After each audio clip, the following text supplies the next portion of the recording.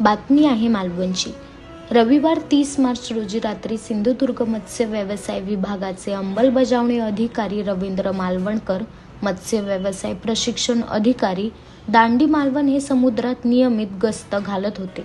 यावेळी गोवा राज्याच्या जलदी क्षेत्रात परवाना असलेली नौका बलाका जेजू 9 क्रमांक IND GA 5 MM 2349 द्वारे महाराष्ट्रातील जलदी क्षेत्रात मालवण किल्ल्यासमोर 11 सागरी मैल येथे अनधिकृतरित्या LED लाईट द्वारे मासेमारी करत असताना दिसून आली।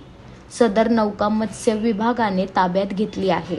या नौकेवर नौका तांडेलसह 30 खलाशी होते। सदर नौका जप्त करून सर्जेकोट बंदरात ठेवण्यात आली आहे।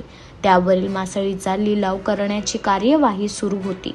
वाकटी, सुरमई, बांगडा इत्यादी प्रकारचे मासे नौकेवर आहेत। नौकेवर असणारे लाईट व लाईट पुरवणी उपकरणे जप्त करून सहाय्यक आयुक्त मत्स्य व्यवसाय सिंधुदुर्ग कार्यालयात ठेवण्यात आली आहे। अंदाजे 6 ते 7 लाख रुपयांची लाईट, जनरेटर व इतर सामग्री जप्त करण्यात आली आहे।